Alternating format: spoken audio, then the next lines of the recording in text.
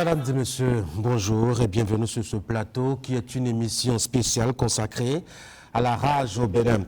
Cette maladie dont on parle très peu, mais que nous côtoyons de plus en plus au regard de nos nouvelles habitudes de vie qui mettent en bonne place dans notre quotidien la source même de cette maladie. En effet, en domptant la nature, l'homme a réussi à se faire ami à des animaux et même à les rendre fidèles à lui. Le cas du chien, par exemple, qui, comme son maître, présente autant de races qu'il existe de coins à travers le globe terrestre. Mais le chien est-il l'unique source qui expose l'homme à cette maladie? La tendance des Africains à importer des chiens de plus en plus grands, de plus en plus féroces et à la taille intimidante, résultat de clones scientifiques divers, n'est-il pas, ma foi, un danger permanent pour l'homme?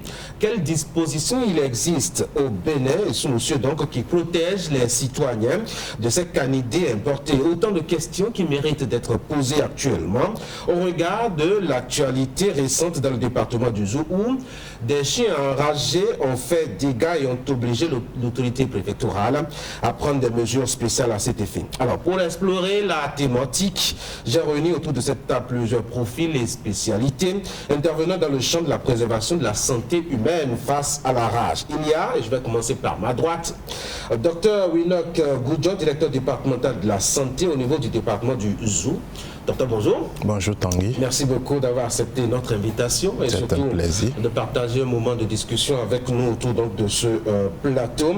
À votre gauche, docteur Goudjon, on a un autre docteur, sinon une autre docteur, Simone Kounro, qui est chef département de la surveillance épidémiologique et du suivi et évaluation. Docteur, bonjour à nouveau. Bonjour monsieur Tanguy. Merci beaucoup d'avoir accepté notre invitation. Vous nous aiderez à avoir, je dois dire, une idée de la surveillance que nous faisons justement par rapport à cette maladie-là au Bénin.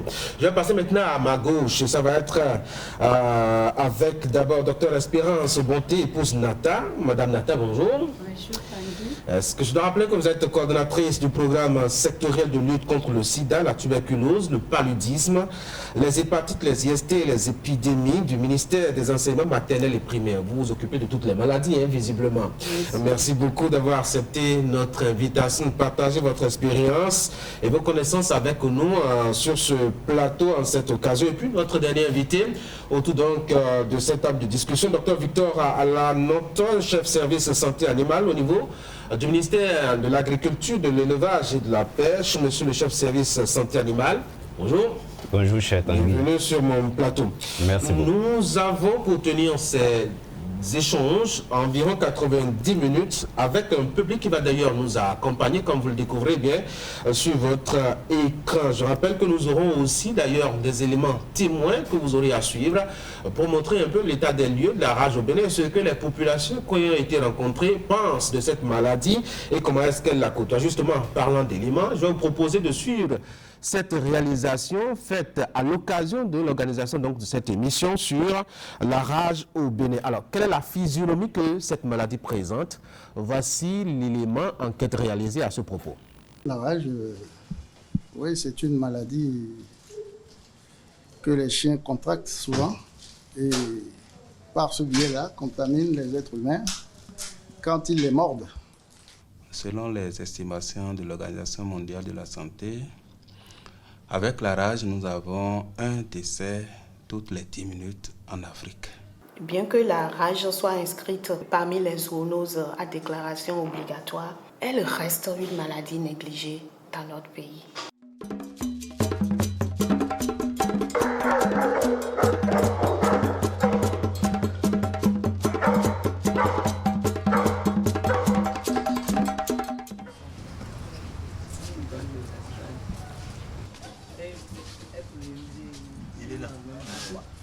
Le mot rage, ça vient du latin rabere, qui veut dire être fou.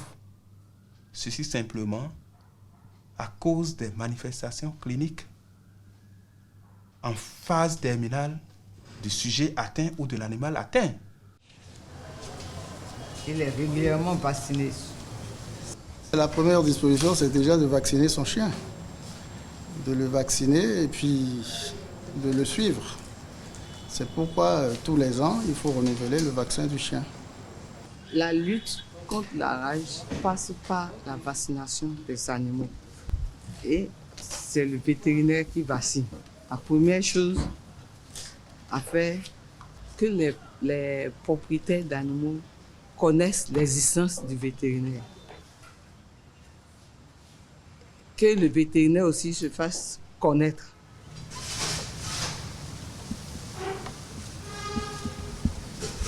La rage, à la source, est animale. Donc c'est le ministère de l'Agriculture, de l'Élevage et de la Pêche qui porte d'abord cette politique. Mais, travaillant dans une approche une seule santé, nous sommes en collaboration avec le ministère de la Santé et aussi le ministère du cadre de vie et du développement durable. Ce sont les principaux ministères impliqués. Mais on ne saurait déployer tout cela sans l'appui du ministère de l'Intérieur et de la Sécurité publique pour que ceux qui ne vont pas respecter les dispositions réglementaires en vigueur soient contraints. Il faut également dire que nous collaborons au plan international et régional avec l'Organisation mondiale de la santé animale, l'Organisation mondiale de la santé, l'OMS, la FAO également, sans oublier l'UEMOA qui appuie également des activités de lutte contre la rage. Attention, la rage tue une personne toutes les 10 minutes dans le monde. Je m'appelle Guy, je suis vétérinaire. Je veux vous parler de la rage. La rage est une maladie contagieuse et mortelle causée par un virus qui s'attaque au cerveau des animaux et des humains. Le virus de la rage se transmet par la salive d'un animal infecté, principalement le chien, le chat ou le singe, lors d'une morsure, du léchage d'une plaie ou d'une griffure. La vaccination des animaux de compagnie reste le moyen le plus sûr pour lutter contre cette maladie. Faites vacciner vos chiens, vos chats ou vos singes sur les lieux de vaccination de votre localité. Ensemble, nous pouvons vaincre la rage. Ceci est un message des ministères en charge de l'élevage, de la santé et du cadre de vie, en partenariat avec le secrétariat exécutif du CNLSTP, avec l'appui du projet REDC financé par la Banque mondiale. Les chiffres sont assez inquiétants. Une personne qui meurt toutes les 10 minutes en Afrique du fait de cette maladie. Docteur Enoch Goudjos, c'est quand même alarmant. Oui, ces statistiques sont les statistiques à l'échelle du monde. Il faut dire qu'au Bénin, la situation est revenue à la normale depuis un bon moment et qu'actuellement, cette situation est stable et sous contrôle. La normale, c'est quoi? C'est une personne chaque année ou... Non, nous avons les statistiques habituelles. Il y a des cas. Il faut dire de façon simple que ce que l'on enregistre le plus, c'est des cas de morsure. Et tout cas de morsure n'est pas systématiquement un cas de rage. Voilà. Docteur Simone Kounoko, vous qui êtes sur la tour de contrôle, comment est-ce que vous voyez depuis votre haut, je dois dire, l'état des lieux de la maladie au niveau du Bénin? L'état des lieux de la maladie au Bénin, je crois que la situation se gère vraiment correctement. C'est l'exemple du département du Zou, où nous avons connu des cas de morsure avec des cas de rage, mais ça a été géré par les autorités sur place de façon convenable, avec l'appui du préfet, des maires, la direction départementale de la santé, représentée ici par le docteur Goudjos, et l'ensemble des parties prenantes qui sont engagées dans la lutte contre la maladie. Je veux également citer le ministère de l'Agriculture, de l'Élevage et de la Pêche, et dans le département du Zou, la direction départementale a joué un grand rôle dans la réponse contre cette maladie, dans la situation qu'a traversé le département du Zou. Merci. Docteur Alanoton? Oui. On sait que la catégorie de population vraiment exposée justement aux animaux à la maison, c'est surtout les enfants. Et quand ils vous viennent aussi, notamment au niveau des écoles, ils ne sont pas aussi tant que protégés. Aujourd'hui, au niveau donc des écoles, qu'elles soient maternelles ou primaires, quelle est, je dois dire, la situation, quelle est la perception et la présence dans l'esprit de cette maladie? Oui, merci. Et avant de répondre à votre question, je voudrais d'abord saluer les amis, les collègues qui sont sur ce plateau avec moi. Et pour revenir à votre question, il faut dire que la rage est une maladie qui est très négligée, et ce qui fait que dans la population générale, elle n'est pas connue. Et nous avons donc dans le cadre du programme d'élimination de la rage canine à l'horizon 2030, nous avons mis beaucoup l'accent sur la communication.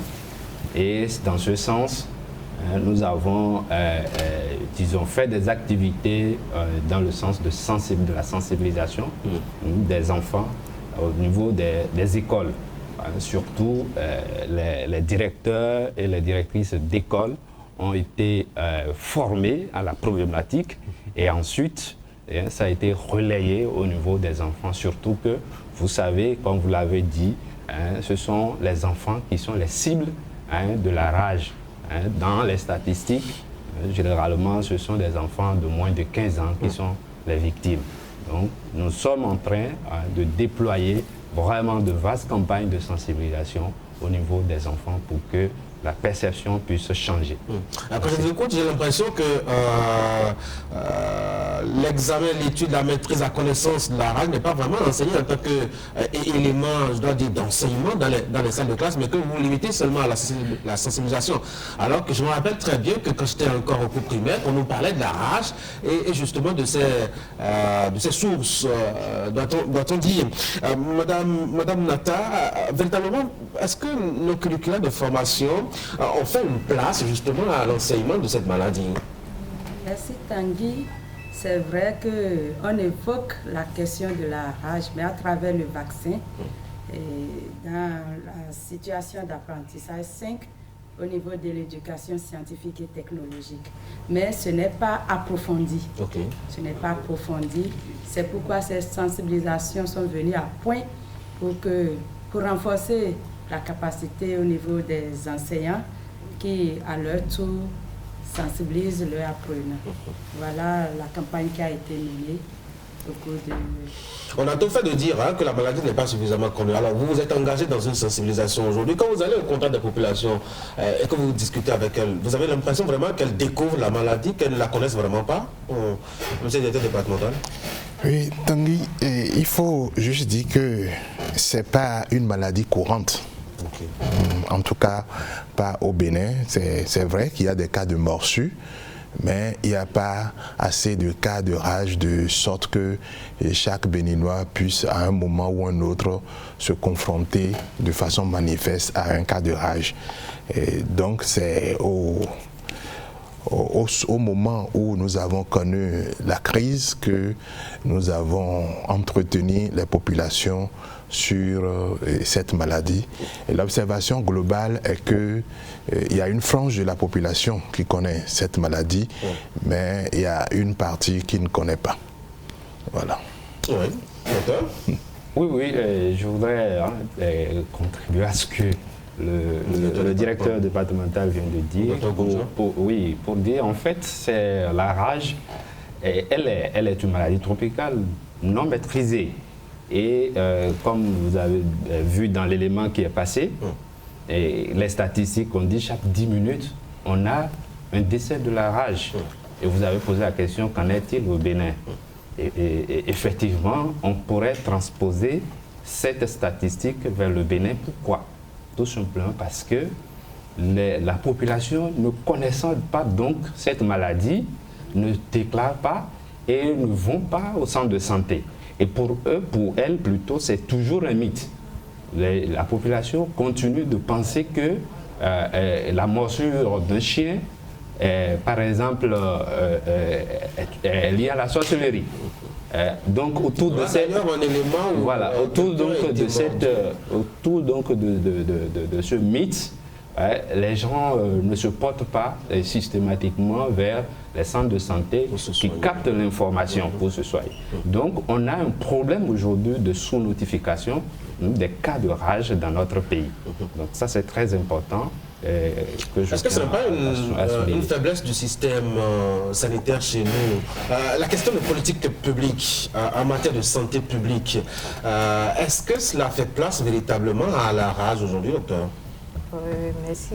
On a l'impression que autant la population ignore la maladie, autant aussi la politique publique accorde très peu d'attention à cette maladie.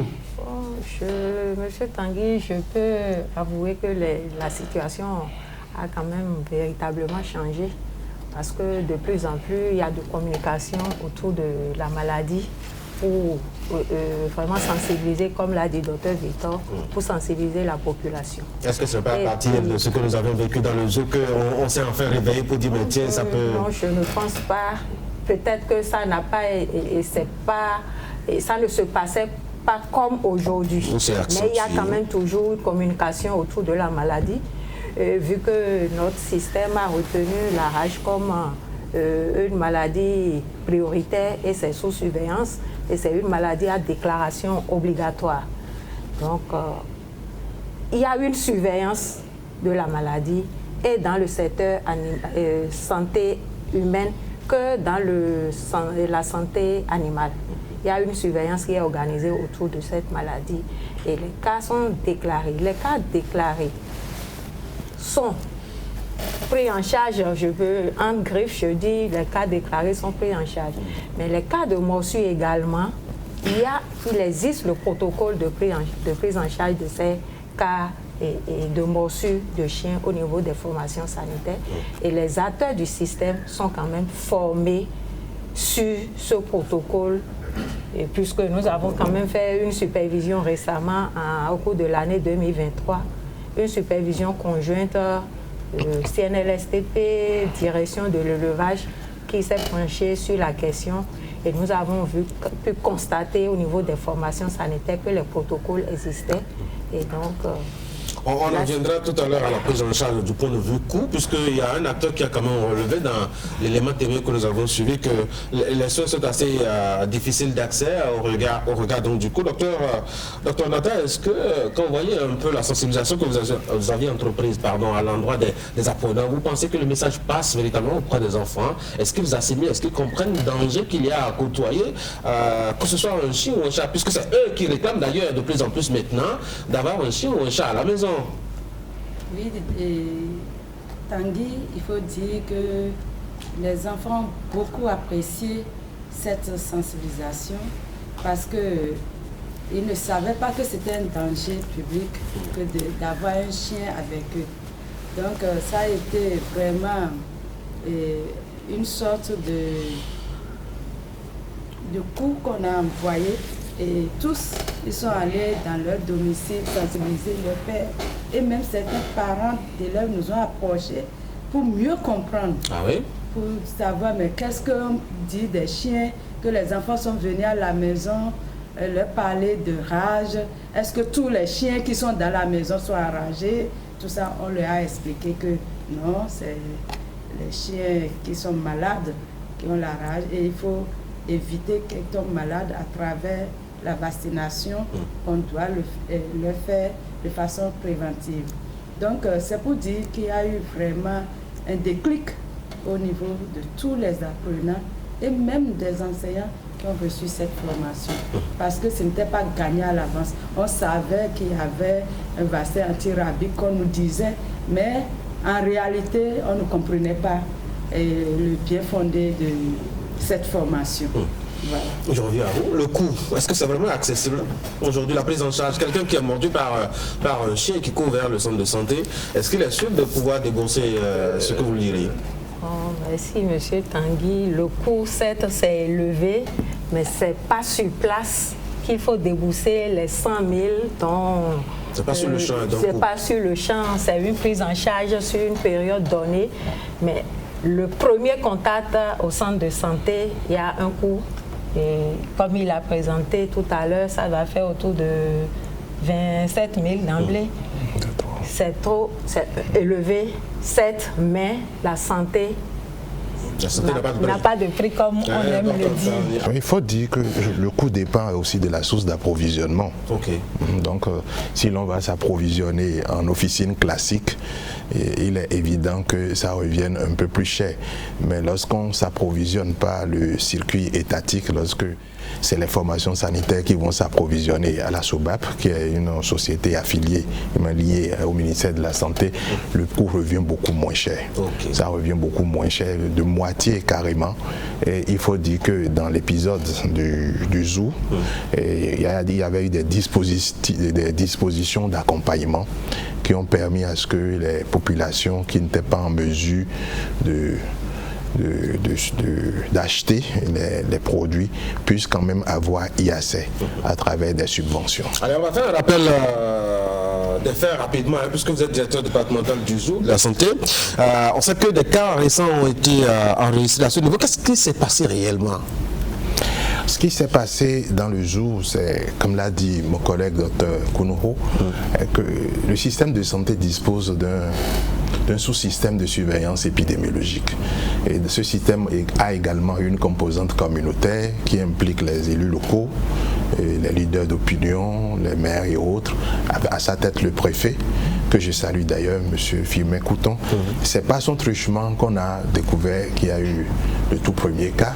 Donc ce qui s'est passé, c'est que on s'est rapproché de l'autorité préfectorale pour lui dire effectivement, le cas est là. Et on a mis en place, le préfet a mis en place un comité de riposte, prenant en compte les acteurs du One Health, donc la santé humaine, la santé animale, l'affaire sociale, la police républicaine et tout.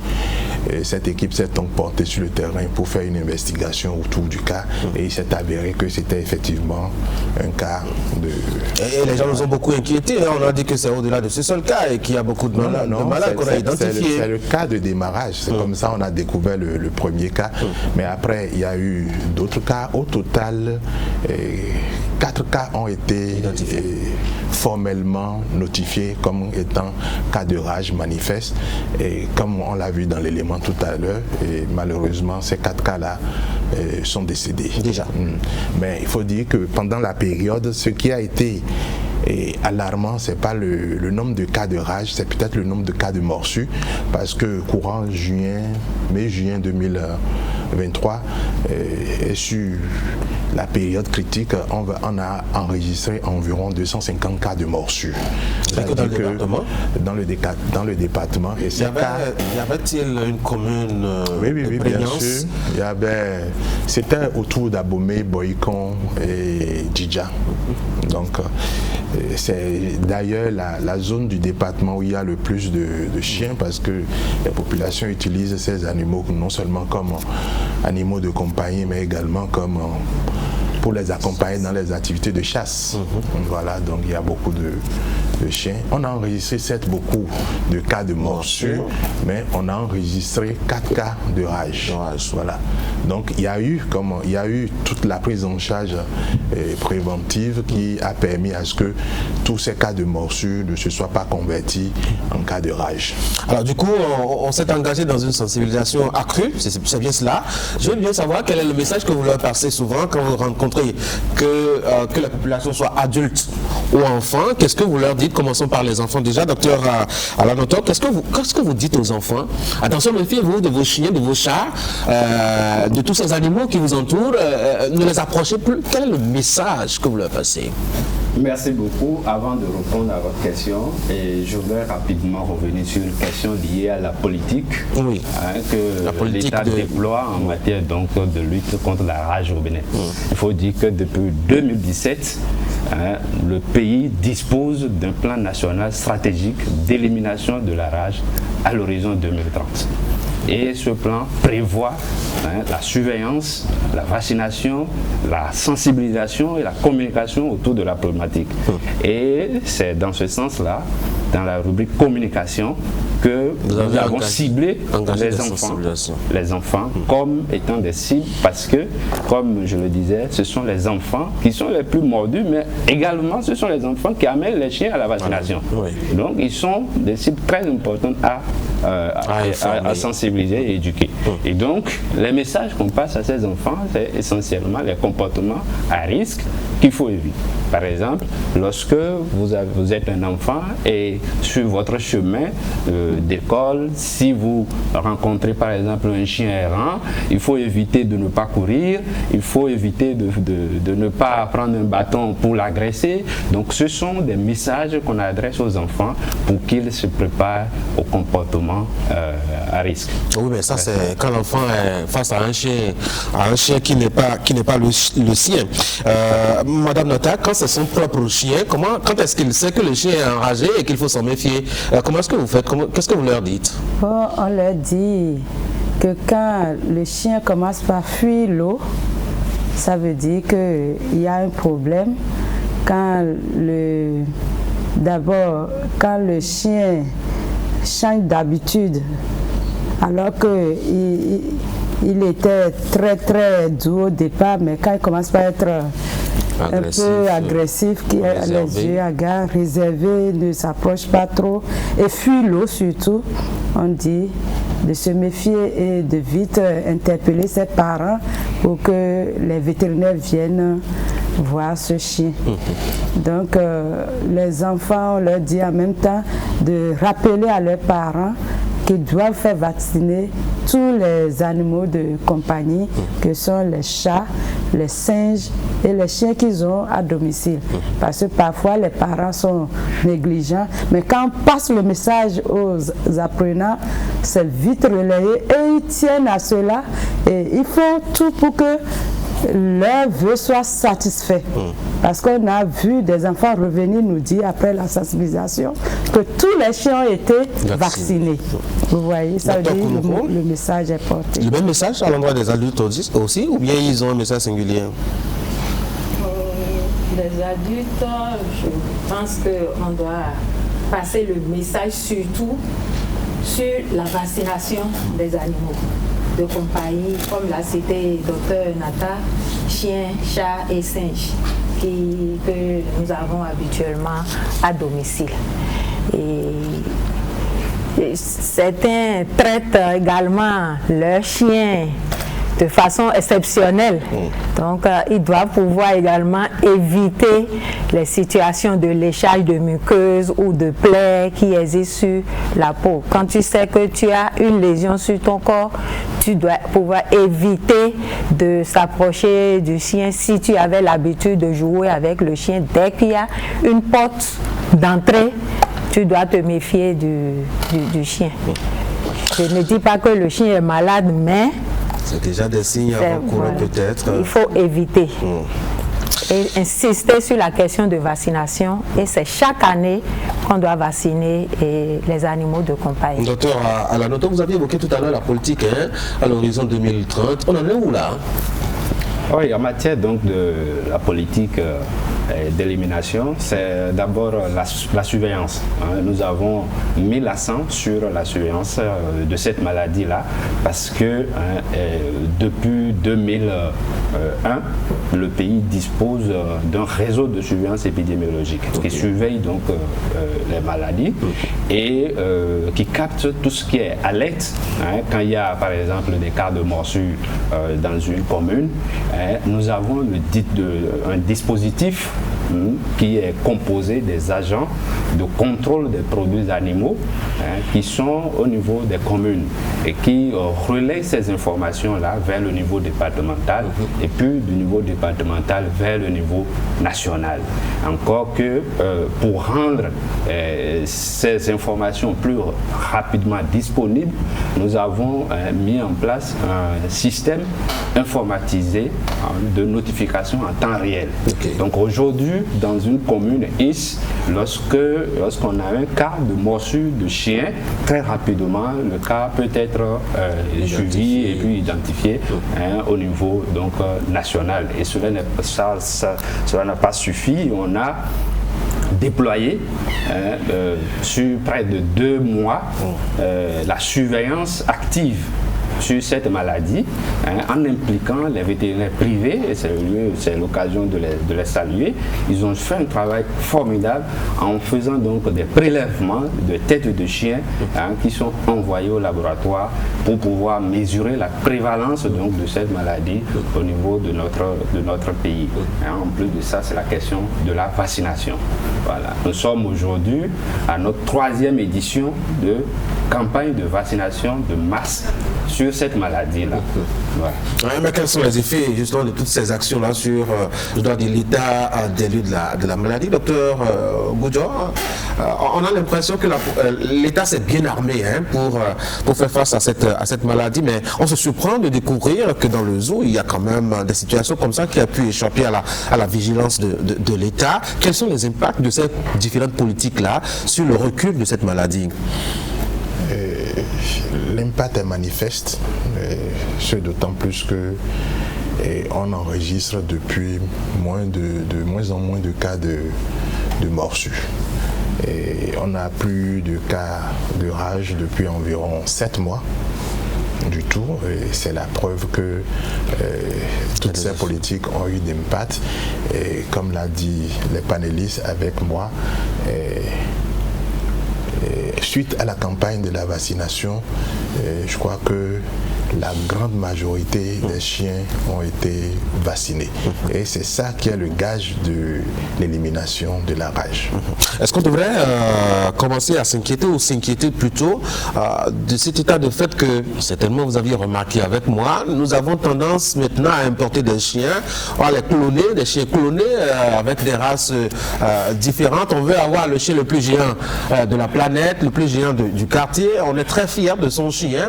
Et non seulement qu'on est fiers d'avoir des chiens et avoir des animaux qui sont d'une hauteur et d'une férocité donnée, on veut surtout être plus intime, le plus près possible de ces chiens-là, parce que nous regardons à la télé et nous voyons que justement les Blancs, eux, ils dorment avec leurs chiens dans leur lit, ils dorment avec leurs chats dans leur lit, et nous avons importé aussi ces maladies. Est-ce que ce ne sont pas, je dois dire, des habitudes, des référents qui pourraient être dangereux pour nous, docteur Kounoumou? Bon, monsieur Tanguy, je ne dirais pas que c'est dangereux. Je dirais oui et non à la fois. Ah oui? Oui, parce que la rage, c'est une maladie grave et mortelle.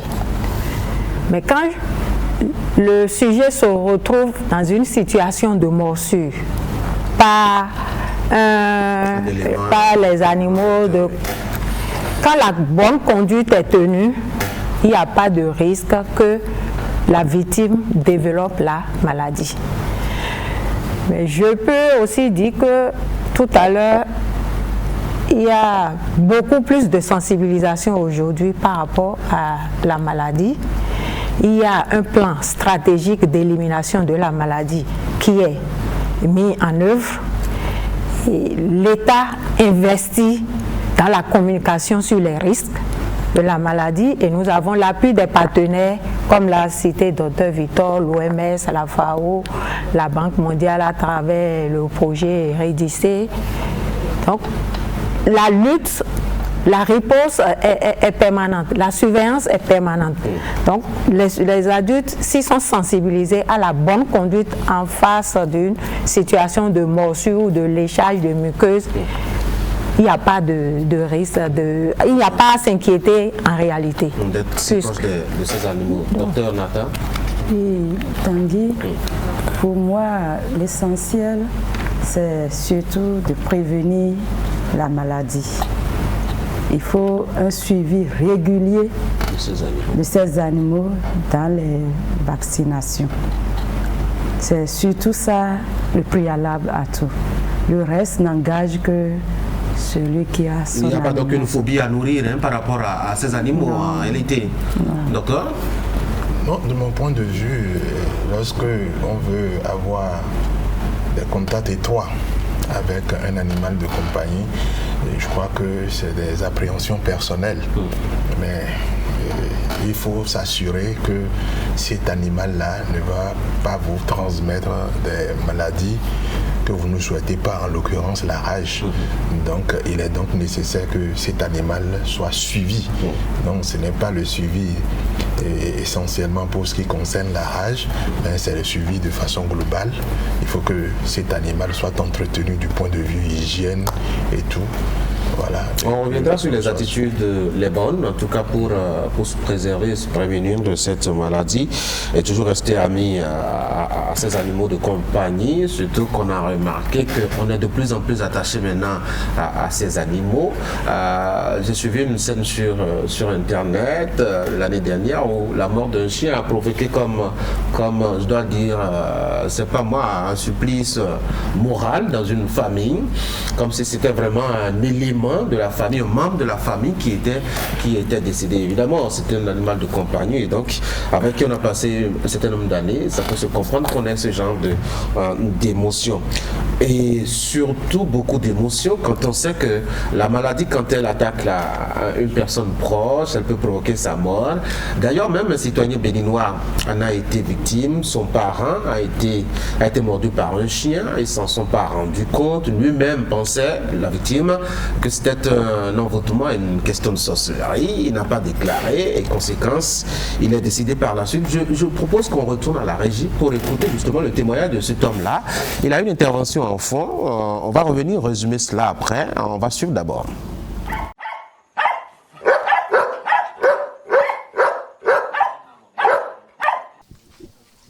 Dai me ho mitula wino chuku bande so mo dai ya amo kame mi ade ni yo no chele chuku de yo etagba trala oje do chiche ngo sin teto arrondissement teto bokaro koji kama famille won wi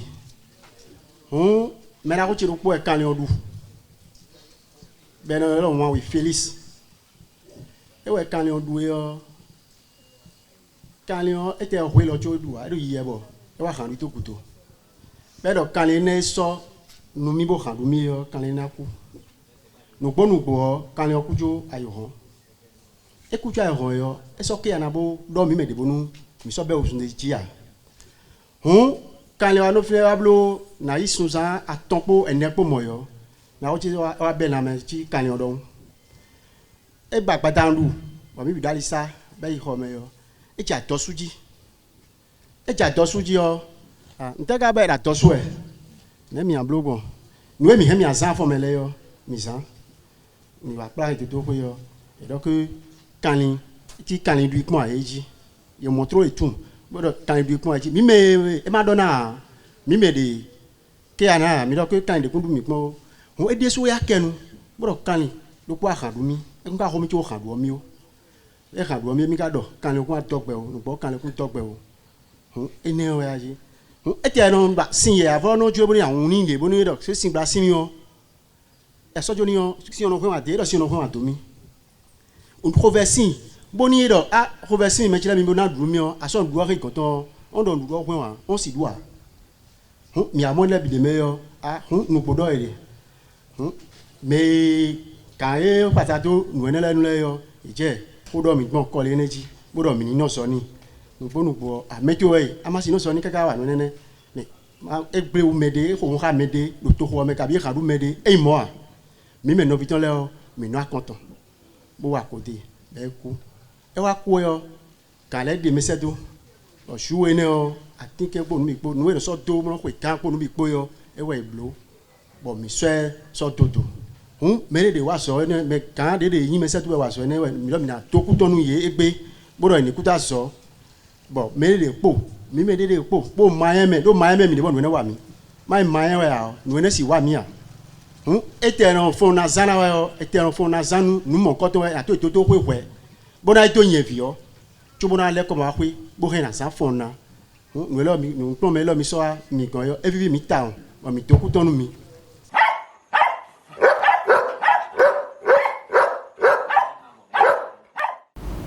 Voilà donc le témoignage de ce citoyen récolté dans le département du Zou.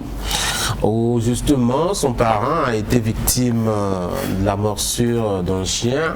Et comme il est de coutume, en tout cas dans certains milieux, tout est attribué justement à la sorcellerie. Donc le parent a cru que c'était un sorcier qui l'avait mordu, s'était transformé en chien et l'avait mordu. Et donc il a dû faire ce qu'il devrait faire au plan donc occulte. Se promettant d'ailleurs que le chien allait mourir avant même le lendemain. Effectivement, comme disait donc son parent qui faisait le témoignage, eh ben, le chien était mort. Donc il s'est dit qu'effectivement, ça doit être donc un chien envoyé. Sauf que 1 mois ou 2 mois plus tard, il a commencé à manifester les signes, notamment la fuite de l'eau et bien des comportements ressemblant un peu à ce chien-là. Réaction rapidement par rapport à ces témoignages.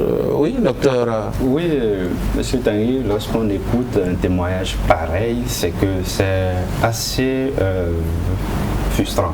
Hein, et ça donne de l'émotion, surtout que soi-même, lorsqu'on a été victime déjà une fois de morsure de chien, on sait comment la plaie, toute la difficulté qu'on a, ne serait-ce rien qu'avec la plaie que la morsure de chien peut provoquer.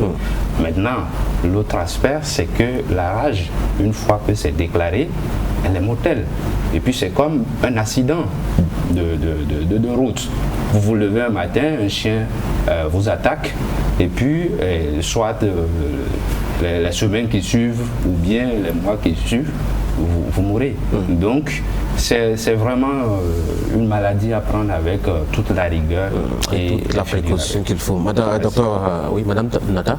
Oui, Tanguy. La réaction par rapport à ce témoignage. C'est vraiment très émouvant. C'est très émouvant de voir son parent mourir du fait de la morsure de chien. Et tout ceci, c'est parce qu'il n'était pas informé suffisamment sur la maladie. Sinon, la première réaction serait de se rendre dans un centre de santé pour dire son souci de morsure de chien et démarrer alors le traitement au besoin. Donc, ce qui fait qu'il urge vraiment que toutes les populations, et comme je l'ai dit, pour que la population soit informée, il faut passer par le secteur de l'éducation. Parce que tous les enfants... On va jouer en tout cas à ce niveau. Voilà. D'accord, Kounoko ? Un mot sur le témoignage, ça vous dit? Je crois qu'ils ont dit l'essentiel. Et je dirais que c'est douloureux quand même de constater que quelqu'un meurt suite à une morsure de chien.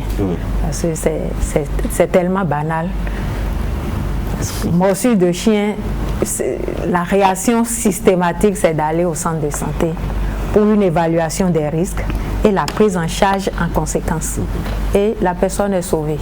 Donc c'est l'ignorance qui a conduit à la mort pour la victime. Voilà. Monsieur Dieudonné. Oui, devant ce témoignage, la sensibilisation prend tout son sens. Parce que tout ce qui est arrivé dans ce témoignage, c'est un manque d'information. Et je voudrais rebondir sur ce témoignage en disant déjà que lorsqu'on est victime de morsure de chien, et souvent le réflexe c'est d'abattre le chien, ce qui n'est pas du tout recommandé. Et le réflexe c'est de plutôt observer le chien, donc il ne faut pas abattre le chien, et il faut mettre le chien sous laisse et le faire observer par un médecin vétérinaire. Parce qu'en réalité, la prise en charge dépendra de la survie ou non du chien.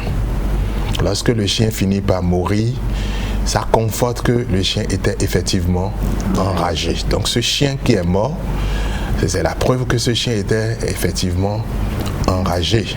Donc si c'était porté vers un centre de santé et qu'ils avaient signifié que ce chien est mort, est décédé, est mort juste après, même si on ne connaît pas le statut vaccinal du chien, on avait suffisamment d'éléments probants pour dire si le chien est mort, ça veut dire que votre situation doit être prise en charge avec beaucoup de rigueur. Donc voilà. Et puis, je le répète, la sensibilisation prend son sens parce que effectivement, lorsqu'on voit un sujet dans la phase maladie de la rage, si l'on n'est pas averti, et tout prête vraiment à croire à des forces incontrôlées, parce que vraiment c'est des comportements déchaînés, c'est comme on le dit, de la folie, c'est de l'aboiement aussi et tout. Donc si on n'est pas averti, on va penser à tout et n'importe quoi. Donc devant ce témoignage, je pense que la sensibilisation qui se fait déjà doit être renforcée de plus en plus, et c'est déjà heureux qu'il y ait un dispositif au niveau des établissements scolaires qui utilisent le vecteur de communication très propagateur qui sont les enfants. Vous savez très bien comment est-ce que les Béninois sont enclins à vraiment respecter, je dois dire, les dispositions et les normes dictées par le gouvernement et l'État de façon plus large. Mais est-ce qu'il ne faut pas trouver un moyen de faire contrôler davantage les chiens plutôt que de conseiller la vaccination systématique et globale? Vous voyez un peu la difficulté que la municipalité de Parakou, par exemple, a à lutter contre les animaux en divagation. Et tant que les animaux sont en divagation, on n'a aucun contrôle sur justement la maladie, non, docteur Kounoro? Monsieur Tanguy, je crois qu'on doit amener progressivement la population à respecter les règles. Parce qu'en matière d'animaux en divagation, il y a les dispositions prévues par la loi. Je ne peux pas dire exactement l'article, mais les dispositions sont prévues. Ah oui. Et il faut qu'on l'applique. Animaux en divagation, ça suppose abattage, mais quand on dit abattage, on est un peu sceptique. Et dans ce sens, la direction de l'élevage dispose d'un dispositif actuellement pour réduire cette sensibilité sur le bien-être de l'animal. Oui, je crois quand même qu'il faut saluer ce qui se fait aujourd'hui en matière donc, de la lutte, surtout la vaccination, parce que elle est l'âme essentielle de lutte contre la rage. Quand un chien est vacciné, c'est définitif, c'est fini. Vacciné, lorsque la population canine est vaccinée à 70 à 80%, on est sûr donc d'éliminer la rage canine. Et ce qui se fait aujourd'hui, il importe quand même de donner des chiffres en ce qui concerne la campagne de vaccination de masse que nous avons déployée. Je vous avais dit que nous sommes à notre troisième édition. L'édition de 2019, nous avons vacciné à peu près 20 000 animaux de compagnie, c'est-à-dire chiens, chats, singes y compris. En 2000, des gens ont des animaux de compagnie comme le singe? Oui, oui. Ah oui? Oui. Y compris. Et en 2020, nous avons vacciné 38 000 chiens, chats et singes. Et en 2023, nous avons vacciné 90 000. Environ 90 000 chiens et chats. Et ça, c'est très important. Est-ce que vous avez une idée claire et précise de la démographie canine exacte au Bénin? Je crois que c'est vrai, ça c'est une problématique. Et la direction de l'élevage est en train de travailler là-dessus pour se faire accompagner par les partenaires et même y compris le gouvernement d'ailleurs, pour qu'on puisse arriver à recenser la population canine. Sinon, on n'a vraiment pas une idée réelle, mais lorsqu'on a déployé la politique de campagne de vaccination avec l'accent qui a été mis sur la mobilisation sociale, cela permet vraiment de voir qu'on a effectivement beaucoup. Donc, on a vacciné 90 000. Je crois que pour les éditions à venir, on va encore aller plus que ça. Donc, c'est très important. Maintenant, venons à votre question sur les chiens, les animaux en divagation, qui sont problématiques. Mais du coup, les acteurs politiques ont dû se raviser parce que oui, il y a de la réglementation en la matière. Lorsque vous avez un chien, c'est une responsabilité. Avoir un chien ça ne fait pas partie des besoins fondamentaux. Plutôt, c'est un luxe. Et donc, vous devez pouvoir garder proprement votre chien, le nourrir. Et donc, s'il y a des chiens qui divaguent, la loi prescrit à ce que ces chiens soient systématiquement abattus. Et c'est d'ailleurs... Mais c'est en déphasage avec notre habitude, notre culture. On sait que chez nous, l'élevage, c'est à ciel ouvert, on n'a pas d'enclos, on n'a pas besoin d'avoir d'enclos, etc. Le chien, il dort là où il veut, il visite qui il veut, etc. dans le village. Oui, justement, c'est là la sensibilisation. Il faut sensibiliser, il faut vulgariser les tests pour que les gens puissent savoir ce qu'il y en est. Parce que les gens étaient confondus lorsque le préfet de Zou a pris la décision de faire la bataille systématique autour des foyers de rage qu'on a eu dans le zoo.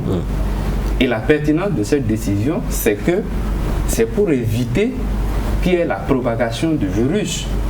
Non seulement éviter que les animaux, les chiens errants, continuent de se mordre, de se voir, de se transmettre la maladie, et éviter qu'il y ait aussi d'autres cas de morsure, de morsure humaine.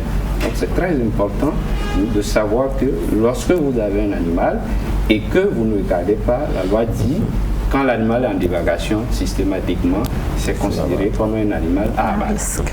Voilà. Oui, mais on a parlé des animaux en divagation. On a aussi cette propension à garder les animaux chez nous, même si on a des cages appropriées, si on a des laisses qui sont appropriées. Mais docteur Goudjo, vous n'êtes pas sans savoir, c'est toujours dans le zoo. Désolé de mettre l'accent sur votre département. Je ne sais pas si ça fait exprès quand vous avez invité sur ce plateau à cet effet. Dans le zoo, notamment à Boyko et environ, on a appris quand même qu'un lion qui était très bien surveillé, par exemple, a agressé un enfant jusqu'à la mort, par exemple. Donc même les dispositions à la maison ne protègent pas systématiquement et totalement, je dois dire, de ces dangers-là. Oui, c'est évident. Il faut dire simplement que tous les animaux canines sont des animaux dangereux.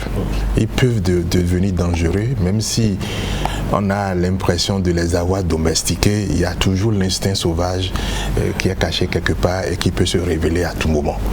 Donc il est nécessaire, lorsqu'on a des animaux, même si à un moment donné ces animaux semblent dociles et soumis, il faut toujours avoir derrière sa tête qu'il faut savoir garder une petite distance. Il faut avoir de la réserve par rapport à tout ça. C'est vrai, c'est des événements malheureux qui sont survenus, mais bon, voilà, ça arrive comme ça, qu'un animal qui a priori est domestiqué retrouve son instinct sauvage à un moment donné.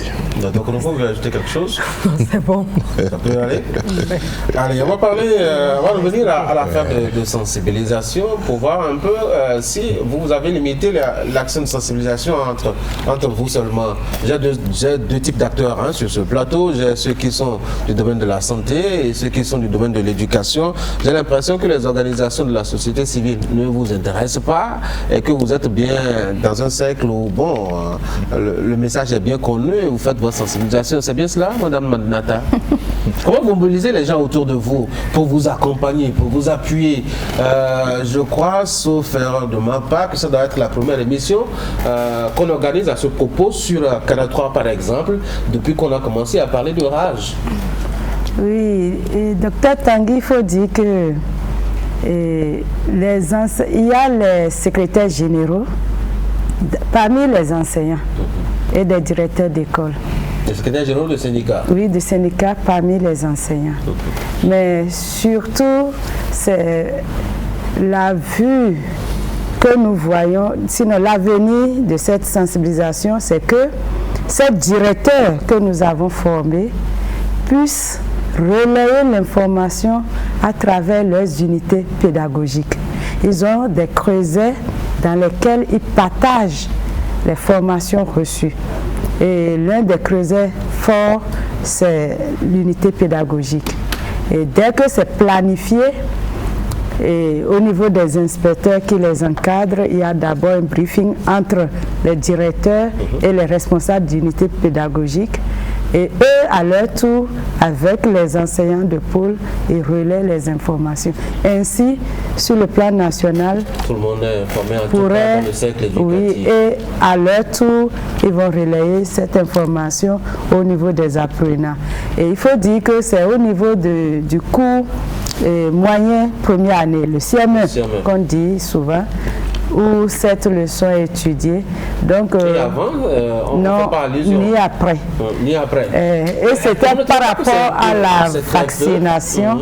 Et c'est pourquoi je parlais de plaidoyer qu'on ferait au niveau de l'autorité. Je vais parler du ministre des Enseignements maternels et primaires, afin que cette matière particulièrement soit intégrée dans les programmes scolaires pour que ça devienne une matière en plein temps, depuis la maternelle même jusqu'au CM2, si on peut ainsi dire. Docteur Alanoto. Monsieur Tanguy. Oui, je parlais de la place justement que vous accordiez, n'est-ce pas, à la société civile dans cette campagne que vous aviez engagée à vacciner à la limite 90 000 animaux, etc. J'ai l'impression que c'est un cercle fermé où on ne s'ouvre pas aux autres acteurs pour permettre de faire passer davantage le message. Non, du tout pas. Fondamentalement, nous avons l'association béninoise de lutte contre la rage, abrégée ABLRAGE. Nous avons Rotary Club Nautil de Cotonou, pour ne citer que ces deux-là, qui sont des associations qui nous accompagnent fortement, qui nous appuient sérieusement en matière donc, de la sensibilisation et même d'intervention de vaccination. Donc je crois que tous les partenaires tous les acteurs sont impliqués vraiment dans cette lutte. Et d'ailleurs, vous le savez, il y a eu tout récemment la formation et débriefing des acteurs de médias sur la problématique pour que vraiment tout le monde puisse savoir l'importance donc de cette maladie. Et comme vous le savez aussi, nous avons une journée, la journée mondiale de lutte contre la rage, où tous les ministres, disons les 3 ministres sectoriels, sensibilisent la population sur la problématique. Donc tout ça, je crois que c'est ça qui donne le résultat que nous sommes en train d'avoir en matière. Un dernier axe de discussion qu'on va aborder, c'est la synergie qu'il y a entre les différents acteurs qui se mobilisent autour donc, de cette thématique-là. On va l'aborder tout à l'heure, mais je voudrais proposer qu'on aille à la régie à nouveau pour suivre un autre élément témoin sur, je dois dire, cette campagne de sensibilisation et voir un peu quel est son impact quant à la mobilisation concernant le volet de la vaccination. On va suivre. J'ai déjà fait le vaccin. Avec j'ai ma fille qui a beaucoup de chiens chez elle. Donc, c'est une obligation pour nous de faire la vaccination. Je sais que l'année passée, l'État avait subventionné les vaccins contre la rage. Cela nous était moins cher parce que chaque année, c'est des vaccins qu'il faut refaire. Et par chien, tu peux te retrouver carrément à 30 000 francs par chien pour les vaccins. La campagne a eu lieu en septembre, si je me trompe. C'était gratuit. Et voilà, j'ai amené les 3 chiens à la vaccination. Et quand j'ai fini, j'ai demandé en même temps au cabinet, avec ces subventions-là, à combien me revenait le reste des vaccins. C'était autour de 50 000 et j'ai dû le faire en même temps. Si vous n'avez pas un bon vétérinaire, c'est difficile. Ou bien si vous n'êtes pas dans la maison, c'est encore difficile. Par exemple, moi, je suis à l'extérieur. Et parfois, il faut appeler chaque fois. La dernière fois, le chien a mordu quelqu'un. Heureusement que j'étais vraiment à jour. Sinon, à l'hôpital, on m'a demandé où est le carnet. Donc, c'était compliqué. Donc, on a cherché le vétérinaire la nuit pour que le docteur puisse soigner la personne. C'était compliqué. C'est un peu naturel. Je n'aime pas rester avec des animaux à la maison. Surtout le chien, le chat même, des fois, bon, quand je trouve ça la nuit, quand ses yeux sont façon là, brillants, donc je n'aime pas. J'ai de l'antipathie pour ça, honnêtement. Oui, les vaccinations sont suivies à cause des problèmes de rage, même par rapport aux habitants de la maison. C'est vrai que c'est dans une maison interne domestique. Et donc, pour qu'il n'arrive pas des moments où, bon, pour une raison ou une autre, qu'ils mordent et que ça crée des problèmes à la maison avec les enfants. Donc, il y avait comment vous les appelez, un vétérinaire, voilà, qui les suivait. Et de temps à autre, on le faisait visiter. Et ça suivait aussi bien les chiens que les chats. Cet élément témoin suivi, des réactions, Mme Kounoho, sur les diverses interventions. On a l'impression que la tendance est à la vaccination maintenant.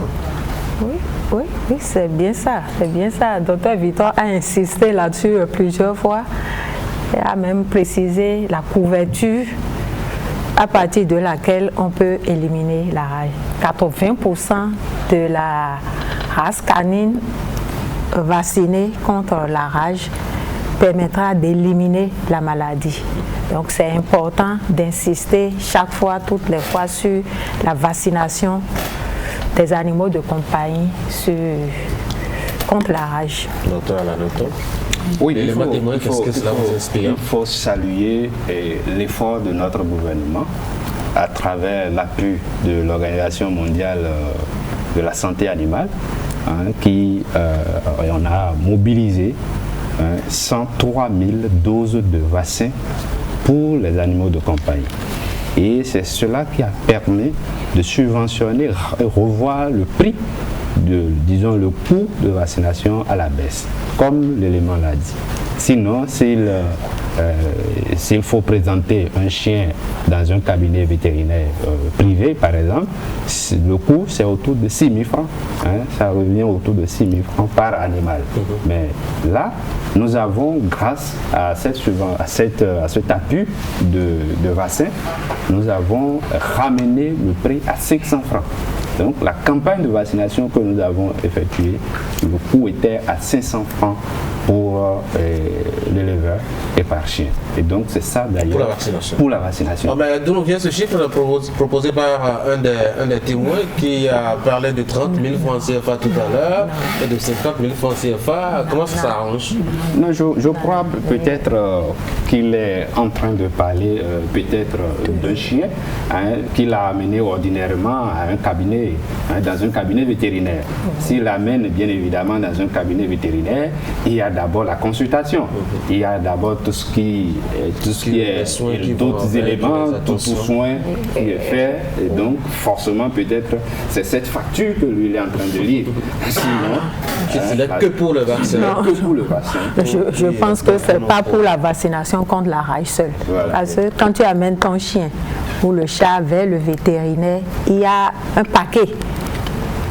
Oui, puis il y a d'autres affections pour lesquelles on vaccine les animaux. Donc ça doit être le paquet qui lui a coûté 30 000. Sinon, bon, j'ai eu des chiens aussi. Docteur Koujo, pardon. Oui, bon, je crois que je suis dans les mêmes sillons que Dr Victor pour dire on avait constaté dans le zoo une grande mobilisation autour de la vaccination.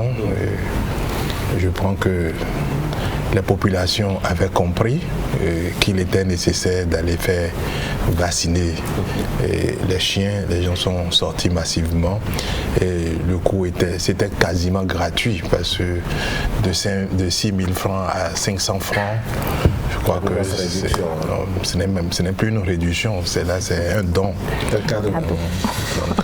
Docteur Rata, je m'aligne à mes prédécesseurs pour dire qu'il faut surtout privilégier la vaccination et le suivi des chiens et leur hygiène sanitaire, parce que comme c'est un animal domestique, il faut quand même qu'il y ait de l'hygiène autour pour éviter d'autres infections par rapport aux... Parce qu'au-delà de la rage, il y a beaucoup d'autres animaux, maladies, que ces animaux peuvent amener à la maison.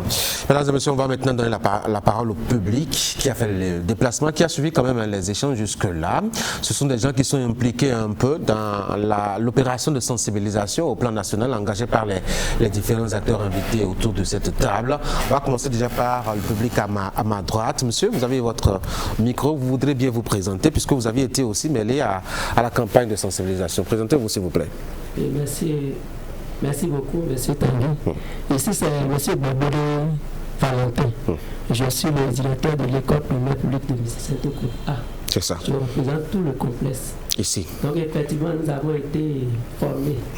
Et en ce temps, nous avons pu sensibiliser sur place 608 personnes. Dans votre complexe? Oui, dans notre complexe. Et nous avons expliqué aux enfants qu'ils ne doivent pas s'amuser avec les animaux comme ils le faisaient d'habitude, et que surtout, lorsqu'ils ont des plaies sur leur corps, de les protéger et de prendre les dispositions pour ne pas être mordus par les animaux domestiques surtout. Est-ce que les enfants ne se sont pas fâchés contre vous quand vous leur dites de se méfier de leurs chiens?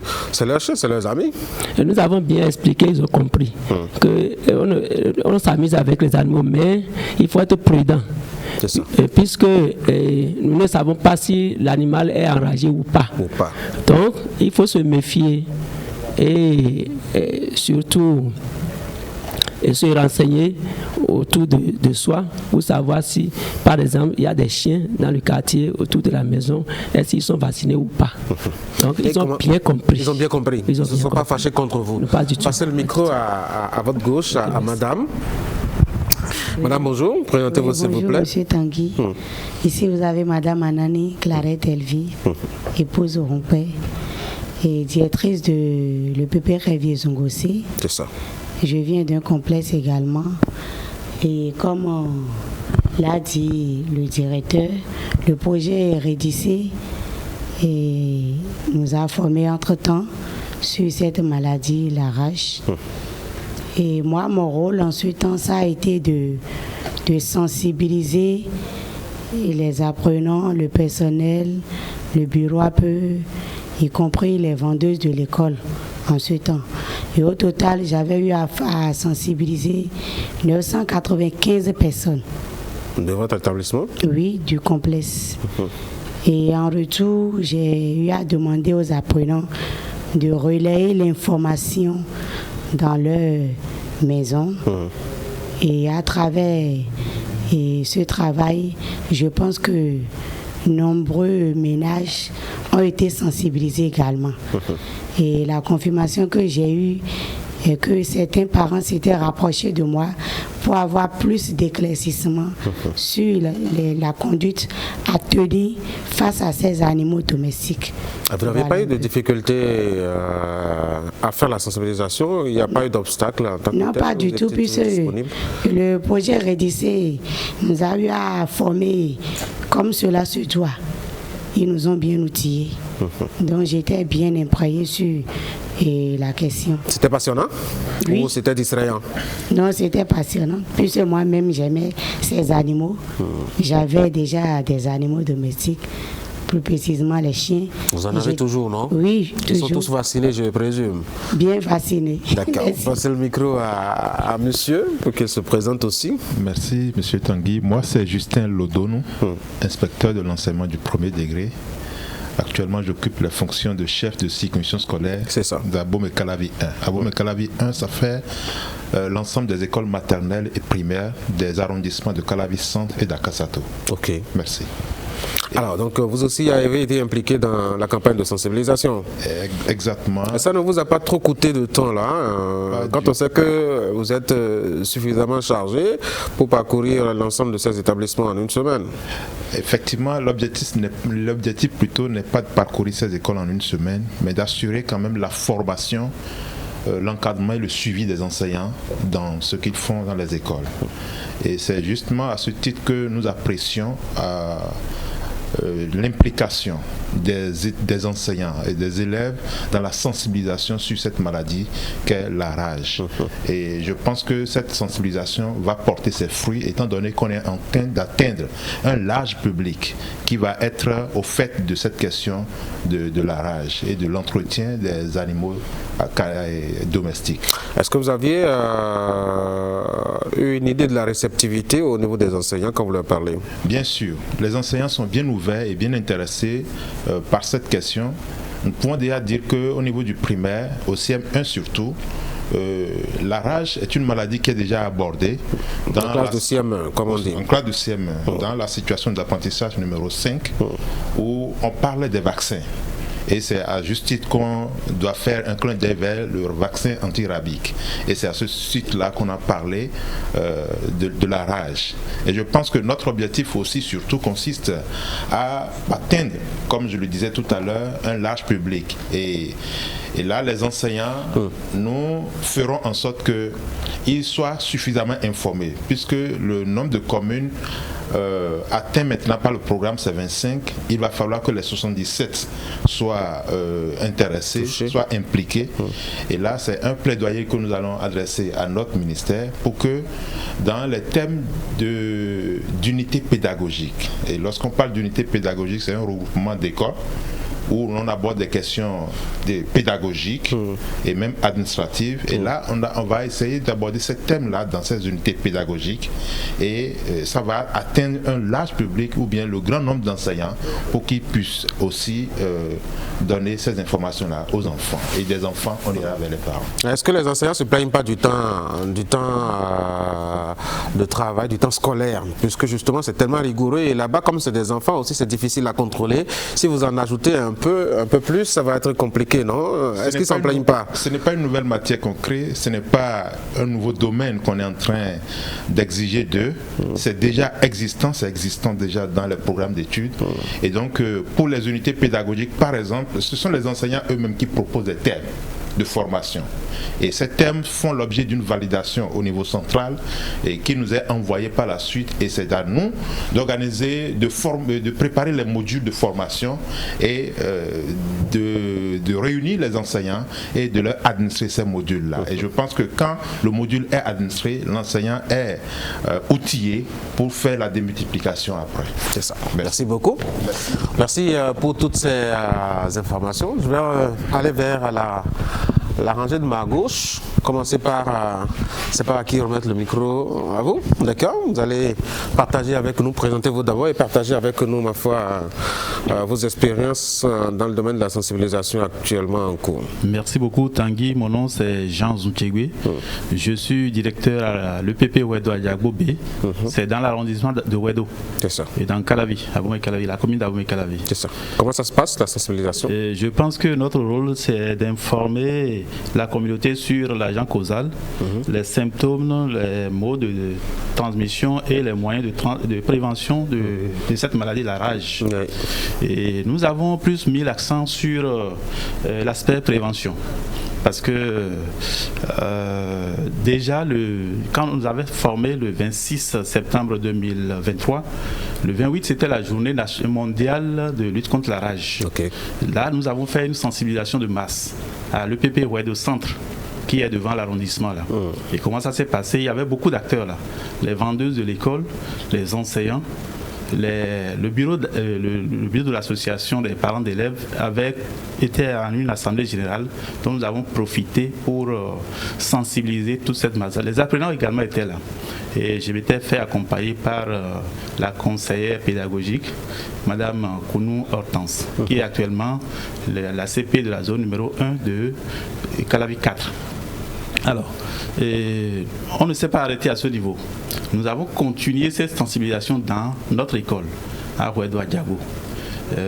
Souvent, lors des cérémonies de couleurs, les lundis matin, qu'est-ce qui se passe? Nous essayons de revenir sur les aspects préventifs de cette maladie qui est la rage.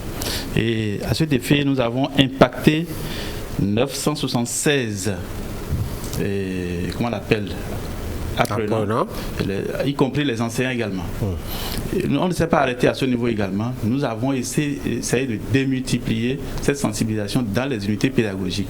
En ma qualité de responsable d'unité pédagogique, j'ai continué cette sensibilisation lors des unités pédagogiques. Il y a eu du temps pour tout ça? Il y a une ouverture d'esprit pour tout ça chez les cibles? Oui, tout à fait. Il y a vraiment une ouverture d'esprit. Les gens sont vraiment intéressés et je pense que ça a eu ses effets. Quels sont les retours que vous avez? Les retours que nous avons, comme l'a dit Madame tout à l'heure, les parents se sont rapprochés de nous pour mieux comprendre la chose. Parce que souvent, les enfants n'arrivent pas à expliquer à fond ce qu'on leur a dit. Donc quand les parents viennent vers nous, on revient sur l'aspect préventif, sur tout ça. Parce qu'il vaut mieux prévenir que guérir. Donc nous mettons l'accent sur la prévention. Parler d'agents causal et consorts, ça, je pense que ça serait trop ennuyer les parents, mais on insiste sur l'aspect préventif. Voilà. Est-ce qu'une séance avec les parents d'élèves ne vous arrangerait pas mieux? Oui. Avec l'association des parents d'élèves, par exemple, justement, plutôt que d'aller de parents. Nous sommes en train d'envisager la chose. En fait, de façon trimestrielle, nous avons toujours des assemblées générales dans notre école. Et je pense que nous sommes en train de finir le deuxième trimestre pour ce mois. Et lors de l'assemblée générale des parents d'élèves qui va se tenir pour ce mois-là, nous allons profiter pour continuer la sensibilisation. Voilà. Et comme l'a dit mon inspecteur tout à l'heure, nous pensons qu'il serait quand même bon de lancer un plaidoyer au gouvernement pour que la sensibilisation soit quand même plus accrue. Voilà. Merci beaucoup à vous. On a quand même une belle récolte, ma foi, des témoignages, chers invités. Est-ce que cela vous a inspiré quelque chose? J'ai l'impression que tout est efficace et que tout tourne rond là, et que les objectifs sont efficacement atteints. Dr Kounourou, les réactions vous inspirent quelque chose? Les contributions du public? Je trouve que cette intervention du projet Rédissé est la bienvenue, puisque ça a permis quand même de sensibiliser beaucoup de gens au sein de la communauté, les enseignants, les apprenants et aussi les parents, puisque les enfants ont fait le relais au sein de leur famille. Donc du coup, beaucoup de gens ont l'information aujourd'hui sur la rage et savent désormais que la vaccination est un élément important de cette lutte-là. Dr Data, une réaction par rapport au public? Je voudrais dire simplement d'observer tout ce qu'ils ont reçu comme formation. Et je voulais ajouter que même en s'amusant, on ne sait jamais avec le contact d'autres chiens. S'ils pensent que les chiens sortent souvent, de temps en temps, de mettre une bassine d'eau devant le chien pour voir sa réaction, avant que ce ne soit trop tard. Parce que si le chien commence par éviter de regarder l'eau, ça veut dire qu'il y a problème. Donc, Monsieur Tanguy, je voudrais féliciter et remercier tous ces acteurs qui se sont aussi investis à leur niveau dans la lutte contre la rage avec l'appui des partenaires pour dire qu'effectivement la lutte contre la rage est du ressort de la multisectorialité. C'est là où le One Health s'exerce dans toute sa plénitude. Et je voudrais donc les encourager à continuer de s'investir davantage, puisque nous avons compris, c'est évident que pour arriver à bout de cette maladie grave et quasi mortelle, qu'il faut forcément mettre un point d'honneur sur l'information à donner à la population et sur la vaccination. Et en choisissant le milieu scolaire comme vecteur de cette information, on a la certitude qu'on pourra atteindre efficacement les objectifs. Docteur Alain-Nonton.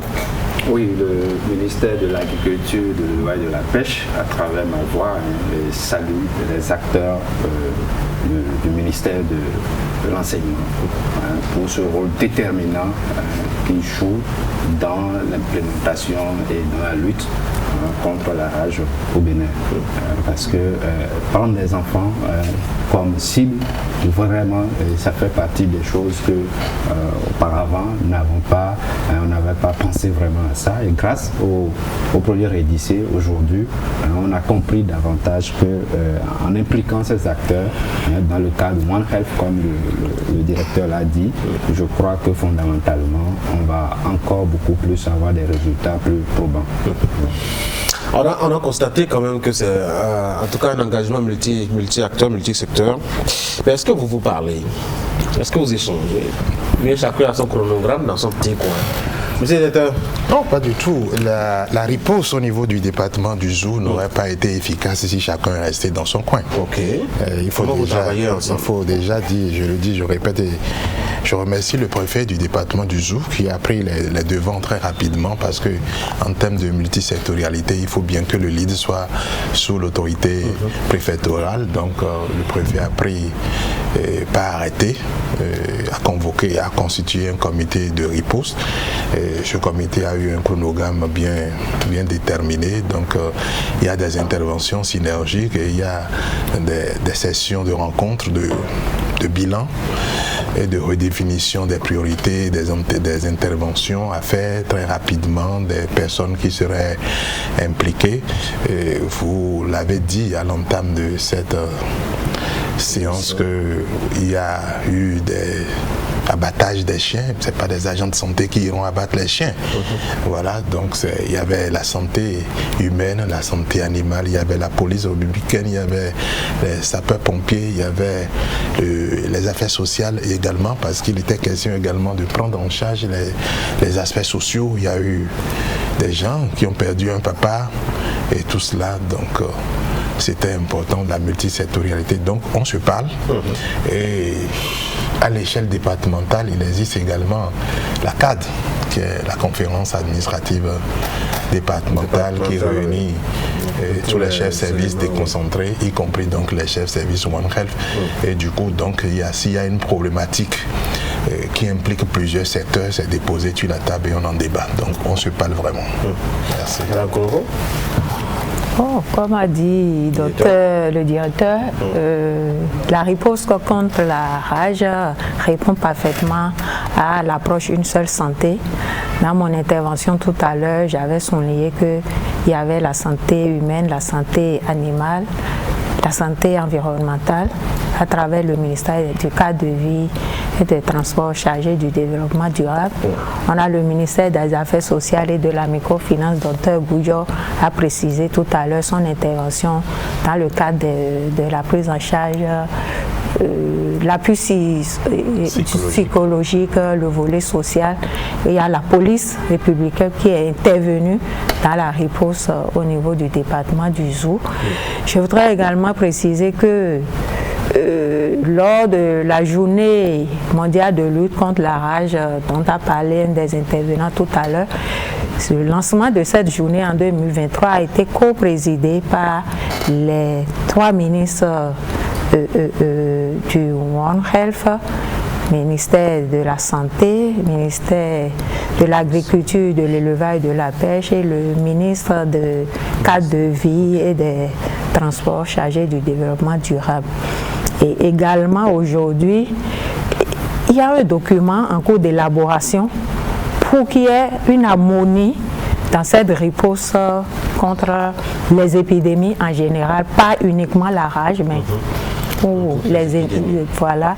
Et puis c'est une priorité pour l'ensemble de ces ministres et c'est sous le lead du ministre de la Santé qui est le président du Conseil national de lutte contre les maladies, si vous avez cité tout à l'heure, le VIH-Sida, la tuberculose, paludisme. Voilà. Oui, Madame. Merci. Oui. Je parlais de la proximité que vous avez à discuter avec les autres acteurs pour voir quand même avoir des activités et des actions qui soient le plus efficaces possible. Bien sûr. Nous travaillons souvent avec le ministère de la Santé, en l'occurrence le Conseil national de lutte contre le sida, la tuberculose, le paludisme et j'en passe. Oui. Voilà, et quand nous sommes à l'opérationnel, je vais dire, quand nous avons nos activités, nous allons passer les spécialistes à leur niveau pour mettre nos projets en pratique. Et eux, quand ils ont besoin de notre population, ils viennent également vers nous. C'est ce qui s'est passé pour la rage. Voilà. Bon, ben, ça c'est très bien. Au niveau du ministère de l'Agriculture, de l'Élevage et de la Pêche. Oui, le ministère de l'Agriculture, de l'Élevage et de la Pêche est partie intégrante de la plateforme Mutuelle Santé, qui est cette plateforme logée au niveau du Conseil national de lutte contre les épidémies en général et toutes les activités que nous menons aujourd'hui dans le cadre de la lutte contre la rage se font dans le cadre Mutuelle Santé. D'ailleurs, tous les documents de procédure élaborés ont été faits dans un cadre plus de santé, tous les acteurs des ministères sectoriels sont réunis chaque fois pour discuter donc de la question. La riposte dans le zoo en est le témoin de l'opérationnalisation donc de l'aspect One Health au niveau déconcentré. Et donc, le niveau national est vraiment déjà outillé et cette plateforme-là nous réunit chaque fois. Donc, on se parle très bien. J'ai l'impression que tout tourne rond là-bas, que c'est la bonne intelligence. Il n'y a aucune difficulté dans tout ce que vous faites là. La lourdeur administrative, tout ce qu'on connaît un peu à notre administration, les difficultés de collaboration, la lenteur de prise de décision, le suivi, etc. Tout va bien. Apparemment, j'ai des départemental. Oui, tout est parfait. Tout n'est pas parfait dans le monde, mais bon, tout va quand même assez bien. Et il faut juste comprendre que en situation d'épidémie, ça devient une préoccupation majeure pour tout le monde. Donc, quand on est en situation de crise, chacun essaye de mettre en priorité le One Health et ça a permis d'avoir les résultats auxquels nous sommes parvenus. Et c'est une crise qui a été rapidement cernée et ça n'a pas duré dans le temps. Voilà. Oui, notre pays fait d'efforts. Donc je crois que quand c'est bien, il faut dire que c'est bien. Donc nous faisons beaucoup d'efforts en termes donc, de la vie ensemble, en prenant comme l'intérêt général la santé. Et donc aujourd'hui, en ce qui concerne donc les aspects liés à One Health, je crois qu'il n'y a pas beaucoup de difficultés. Les ministères sectoriels, je crois, même de façon, je vais dire même de façon officieuse et spontanée, on s'appelle, moi où je suis, je peux rapidement appeler celui qui s'occupe de la surveillance au niveau de la santé humaine et j'ai des informations dont j'ai besoin. Vous voyez, tout dernièrement, il y a 3 semaines où on a connu des cas de morsure de chiens dans une commune de chez nous, mais ça a été très rapidement géré. Dès que nous, au niveau des services vétérinaires, nous avons eu l'information a été rapidement partagée au niveau des secteurs. Donc, la plateforme aujourd'hui qui est disponible travaille et il faut saluer ça. Moi je suis heureux pour vous, pour que tout tourne bien. Je ne sais pas si vous avez un mot pour conclure cet entretien, Madame Nata, ça va? Oui, ça va bien, Docteur Tanguy. C'est pour surtout saluer et remercier mon ministre de tutelle, je veux nommer Salimane Karimi, qui a adhéré d'abord à cette vision du projet Redissé et qui nous a autorisé, parce que s'il ne dit pas oui, il n'y aurait pas eu toutes ces sensibilisations et je ne serais pas présente non plus ici. Je voulais profiter de ce plateau pour lui dire merci. Merci pour le gouvernement qui l'a mis là et merci pour toutes les autorités du ministère qui accompagnent les missions du programme de lutte contre le sida. Et merci Monsieur Tanguy. Et comme docteur Nata, je vais dire les remerciements au président du conseil national du CNLSTP, qui est le ministre de la Santé, pour son engagement et son leadership autour de la lutte contre les épidémies en considérant l'aspect One Health en général, parce que nous ne travaillons pas sans les autres parties prenantes de la lutte contre la maladie. Et puis c'est vraiment une priorité pour lui et pour les autres ministres. Oui, allez-y. Merci. Je pense que mon mot, le premier va à l'endroit des populations pour leur dire de façon claire que la rage existe, que c'est une maladie grave, ça n'a rien à voir avec la sorcellerie et que lorsque on se fait mordre par un chien, le premier réflexe, c'est surtout ne pas abattre le chien. Et ensuite, il faut laver à grande eau la lésion causée par la morsure à l'eau et au savon neutre comme Palmeda, par exemple. et se porter directement vers un centre de santé et de se prêter scrupuleusement aux prescriptions des agents de santé. C'est le gage de survie lorsqu'on se fait mordre par un chien, et que pour la population, il faut que nous vaccinons nos chiens.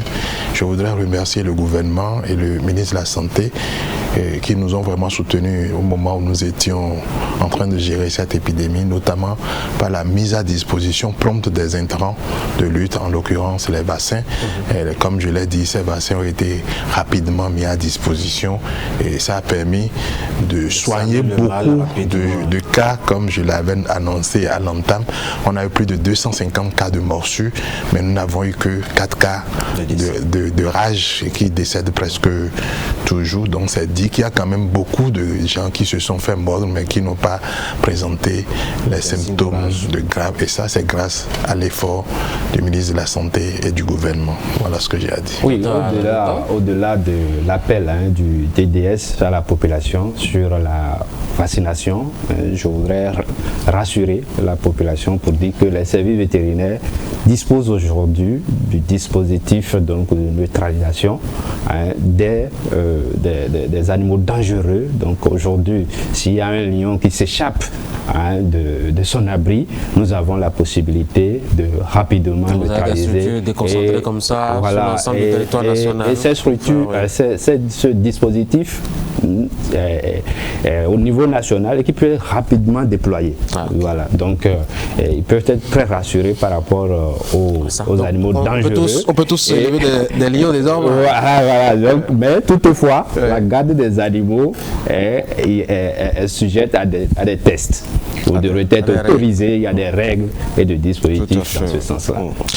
Allez, merci beaucoup chers invités autour de cette table. C'est la fin donc de cette émission spéciale sur la rage et tout ce qui se fait en termes donc de campagne, de vaccination, de sensibilisation, d'information et d'accompagnement des populations. Je dois dire un grand merci à tous ceux qui ont contribué à la tenue de cette émission, à commencer déjà par mes invités, Dr Winok Goudjo, directeur départemental de la santé au niveau donc du ZOO. Merci beaucoup d'être venu par ici. Dr Simone Kounoukhoum, chef département de la surveillance épidémiologique et du suivi et évaluation. Merci beaucoup au niveau donc du Conseil national. Et puis, Dr Espérance Obolté, épouse Nata, merci beaucoup d'être passé par ici. Vous êtes coordonnatrice du programme sectoriel de lutte contre le sida, la tuberculose, le paludisme, les hépatites, les IST, les épidémies, enfin, toutes les maladies. Au niveau donc du ministère des enseignements maternels et primaires. Et enfin, Dr Victor Alanoto, chef service santé animale au niveau donc du ministère en charge de l'agriculture, de l'élevage et de la pêche. Merci à vous d'être venus. Merci à mon public aussi d'être passé par ici, chers inspecteurs, directeurs et institutrices. Merci d'être passé. Merci aussi à vous aussi. Je dois dire merci aux structures partenaires qui ont contribué à la tenue de cette émission. Les invités ont commencé à les évoquer, le ministère de la Santé, le ministère de l'Agriculture, à travers la direction de l'élevage et de la pêche, le ministère des enseignements maternels et primaires, à travers le point focal de lutte contre les maladies, le projet Rédissé, qui est quand même l'acteur central donc autour de cette action donc de mobilisation autour et contre la rage. Et puis enfin la Banque mondiale qui appuie fortement cette démarche-là. Merci donc à tous, notamment aussi à l'équipe technique qui m'a accompagné dans la réalisation et l'enregistrement de cette émission et qui a à sa tête Augustin Vidicon. Merci doublement à vous, chers téléspectateurs, qui êtes restés en notre compagnie du début jusqu'à la fin. Vous disons que c'est ça. Merci pour cette écoute, cette fidélité à renouveler. Vous souhaite de passer de très bons moments d'écoute et de suivi de votre télévision Canal 3 Bénin et au revoir.